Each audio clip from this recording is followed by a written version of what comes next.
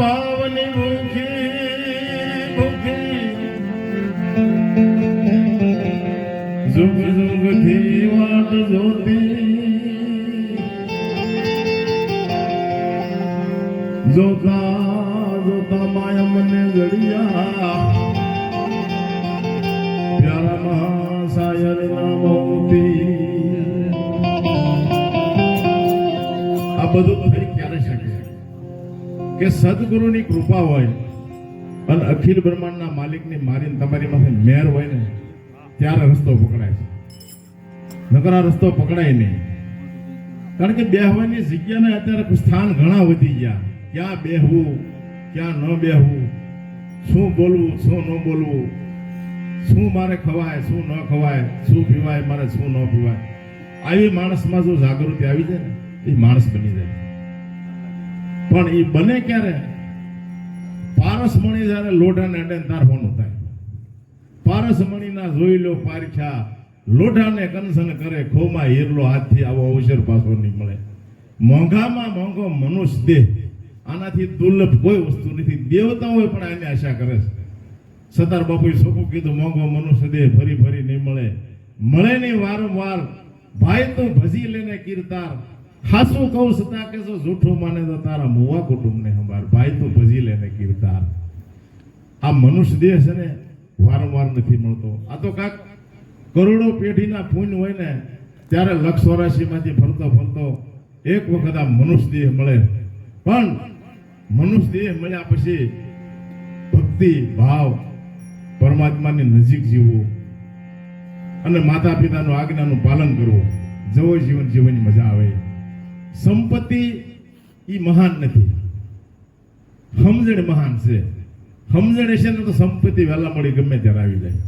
એ માલિકની ઈચ્છા છે, એને ખબર છે કે હવે સમય આવે આપી દેવાનો. જેઠ મહિનો આવે એટલે વરસાદ આવીને ઉભો રહે. કોઈ દી ફોર્મ ભર્યું, એને ખબર છે.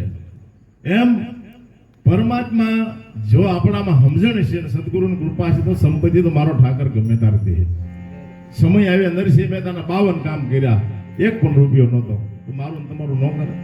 વિશ્વાસ અને ભરોસો, આ ભરોસે દરેક મહાન પુરુષો, સંતો, ભક્તો વિશ્વાસ, શ્રદ્ધા. પણ અંધશ્રદ્ધામાં મારા બાપેલા કોઈ ન જાતા, નકર બહુ અથડાવવું પડશે. અંધશ્રદ્ધા ન હોવી જોઈએ. કરેલા કર્મના બદલા દેવા પડે છે, અંતે હવને નડે છે. કરેલા કર્મના બદલા દેવા પડે છે. ગુનો આપણે બીજાનો કરીને શરણાગતિ બીજે સ્વીકારીએ ક્યાંથી મેળ આવે? જેનો ગુનો કરીએ એની શરણાગતિ સ્વીકારી લો. માવતરનો ગુનો કર્યો તો એની શરણાગતિ સ્વીકારી, પાડોશીનો ગુનો કર્યો તો એની શરણાગતિ સ્વીકારી. જ્યાં લાગ્યું હોય ત્યાં દવા લગાડાય. લાગ્યું હોય ગોઠણનો વાહમ મલમ લગાડેલું સારું ન થાય. એટલે જેની આપણે ગુનો કર્યો છે એની શરણાગતિ સ્વીકારીએ તો પરમાત્મા રાજી થાય. અને આપણે આપણી ભૂલ સ્વીકારતા શીખી જઈએ તો આપણને ખબર પડે કે ના ના આપણી ભૂલ છે. ન એવું નથી. માણસ માત્ર ભૂલને પાત્ર. પણ પરમાત્માની નજીક જીવવું, ભાવ, પ્રેમ, ભલે આવડે ન આવડે, કથા કીર્તન, આપણે એ પ્રેમથી બેસીએ. એમાં ક્યાં આપણે કઈ લેવું દેવું છે? 5 નામ તો પરમાત્માના સંભળાય ને, ઈ મારા તમારા હૃદય સુધી જવાના છે. હૃદયમાં જુઓ તપાસીને છુપાયેલો ખજાનો છે. આ આત્મો ક્યાંથી આવ્યો, કેટલી ઘણી ખોટી થવાનો છે, પાછો ક્યાં જવાનો છે આની કોઈની ખબર નથી. ઘડી પલકી ખબર નહીં, કરે કાલની વાત. જીવની માથે જમણા ફરે, તેતર માથે બાદ. આપણે વર્ષોનો હિસાબ કરીને બેસી, આપણને ક્યાં ખબર છે કાર કાળે કોળીઓ કરીને કરી વિયોજે છે. હતા ને પણ હતા ભાઈ જય ગિરનારી થઈ ગયું. એટલે શ્વાસ ની ગતિનું કોઈ નક્કી નહીં ને. ભરતથી 92 લાખ માળવો છોડી દીધો તો આમાં ક્યાંક ભાઈઓ છે ત્યારે છોડ્યો છે ને, એમને તો નહીં મૂક્યો હોય.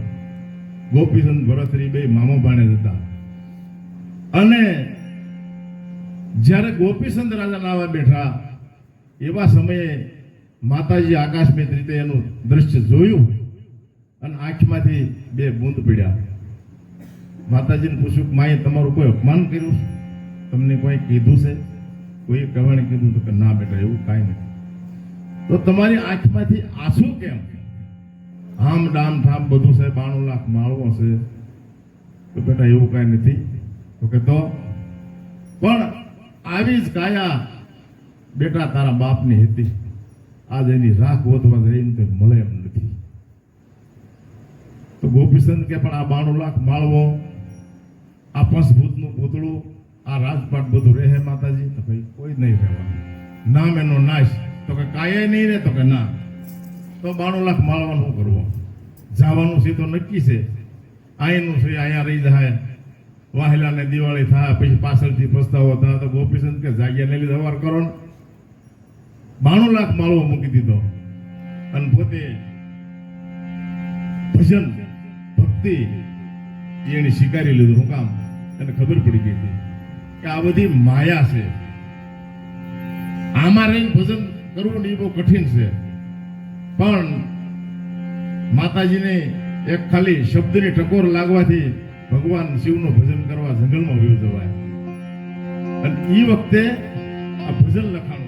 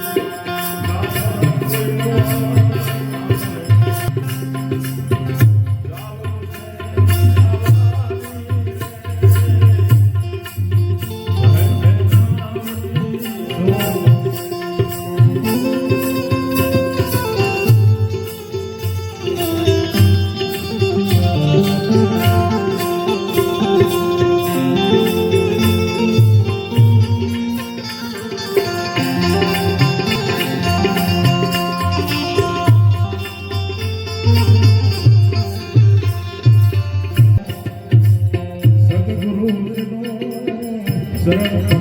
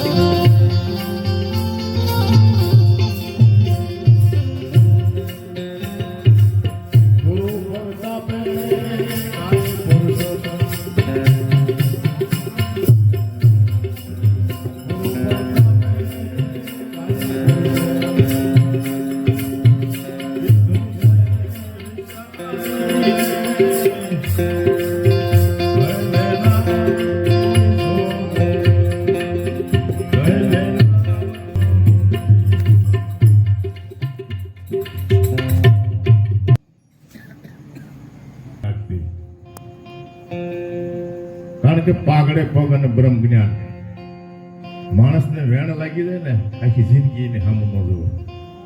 પણ ફરક શું છે, મહાપુરુષોના જે શબ્દો છે એ આપણને નથી લાગતા. સંતો મહાપુરુષો કથા કીર્તન ગીતા ભાગવત એના શબ્દો આપણને ન લાગે.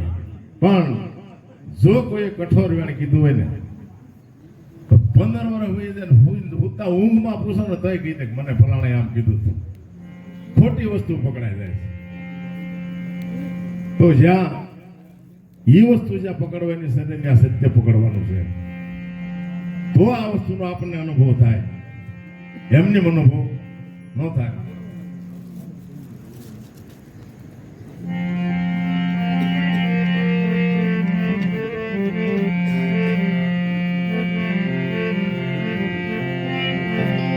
કાળ કોઈને છોડે નહીં ભલે વાય ભગવાન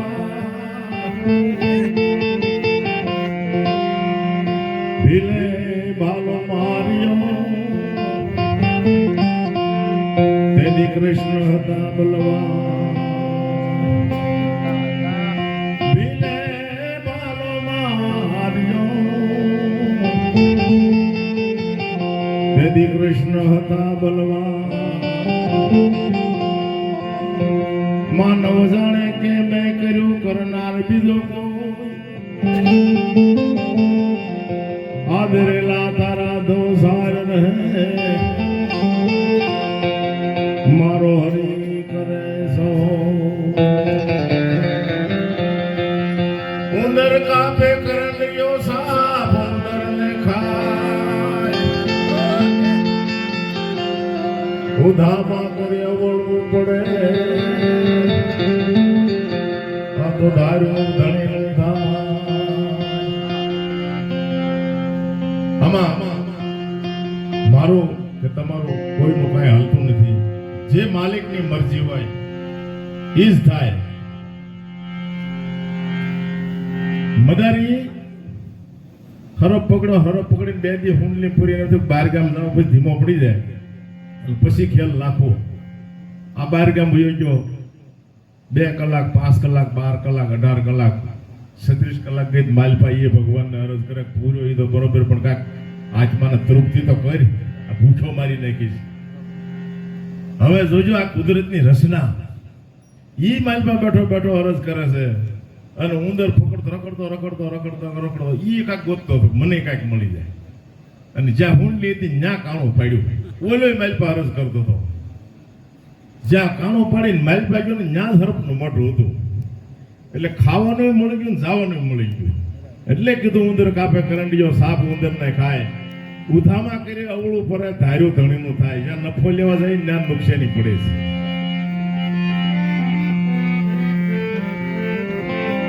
આ જગતમાં જલમીને કહો તમે ક્યાં ક્યાં સત્કર્મો કર્યા પાપોને પુણ્યના કહી દો ને વાતા કેટલાક ભર્યા પાપોને પુણ્યના કહી દો ને વાતા કેટલાક ભર્યા જવાબ પડશે આપો તેની કાંટાની માફક કોશશે ધર્મરાજાના મુદ ભેટ છે આવું પ્રભુજી સૌને પૂછશે ક્યાં ક્યાં સદકર્મો કર્યા હે પ્રભુજી સૌને પૂછશે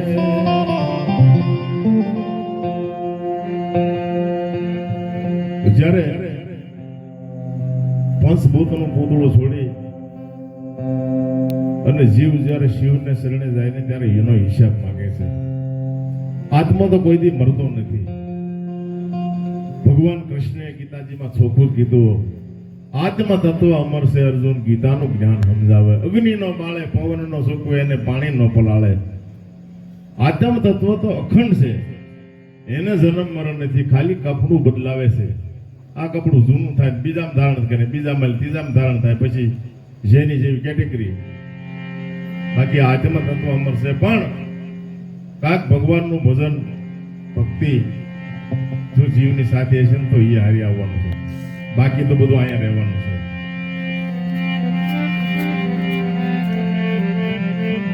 ભગત બીજ પલટ નહીં આવે उसने से घर भले उतरे कहाव्या घर संतनो एवो कर्मनो એ સંગાતી